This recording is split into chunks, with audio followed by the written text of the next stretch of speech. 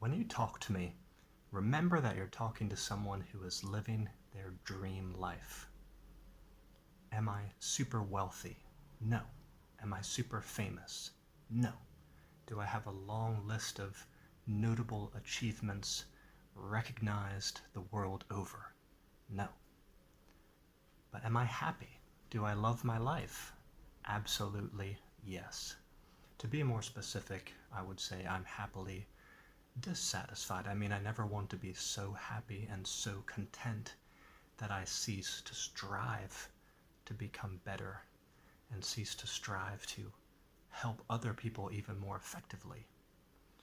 But yes, generally, I'm very happy and I love this life that I'm taking steps to build every day. But what I want you to realize, more than any of that I just said, is that you also have the capacity to do these things. You also have every tool, every solution that you need to unlock or overcome every problem inside of yourself right now. You might not realize it, or you might not realize how to use some of those tools, but they're there. And no matter how numerous the problems or challenges are in your life, the strategies and the tools that you have will always outnumber them. You just have to learn how to pull out those tools and develop those tools in your life. So that's the purpose of today's video. I want to talk about that a little bit with you. And if you'd like to leave me in the comments section any notes or questions regarding your particular issues, please do that. I'd be happy to chat with you there. I want to share with you an example from a friend. She was a coworker of mine for several years, and she went through an incredible tragedy during the time of the COVID years, already a bad time. I don't know if what I'm about to speak about was related to COVID, but it was during those COVID years, which as we know, were a very stressful and sad time for so many people. And it was during that time when she lost her father very suddenly, and she didn't even have a chance to say goodbye to him. She lost her father, and then a few weeks later, her grandfather. And she took a few weeks off of work, and then fairly soon after that she came back to work. Obviously she was still in the process of grieving, but she put together the most profound and heartfelt and transformative presentation I've ever witnessed in my life. She spoke to our group, our team, maybe like 15 or 20 people were in the room, and she told the story of her father, what he was like, what he meant to her, and she said he was unequivocally, if I'm using that word correctly, he was undeniably her best friend in her life. And when I heard that, it set a new bar for me. It set a bar even higher for me in terms of how I want my children to feel about me when they get older. I hope they'll say the same thing. But she also described how she's been going through this grieving process and what kind of feeling she had, how she thought, what she did to help herself and to share her story with others so that they could start to acquire some of those tools and strategies. So it was because of her ability to go internal and do some deep digging, some deep reflection, do some self-expression in terms of her writings, her posting, and also her presentations, and also her ability to be vulnerable. That all showed and proved she has an incredible, incredible strength that was won by her ability to, again, to go internal and be just with herself, probably spending time in solitude, but also, of course, with her loved ones. So I share that story because she's one of the people who was not only very close to me, but also lost some very close family members like that. So I was in tune with that story, and I was really concerned about it. And like I said, it was one of the most profound experiences I was ever a part of. It taught me a lot. So again, you also have those tools and you can seek to use them. I think a lot of people, when they face a challenge or a tragedy, they run away to something that is going to make them worse, not make them better. They run away from pain by drinking or doing drugs, engaging in mindless entertainment or mindless eating.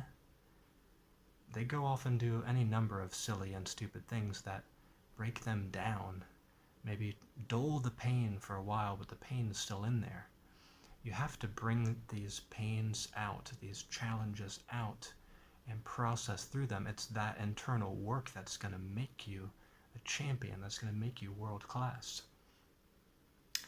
Now, I have 3 simple suggestions for basic things you can try right now if you're facing a hard time and you want to change your life from something you're not really inspired by and you're really kind of just slogging through, suffering in.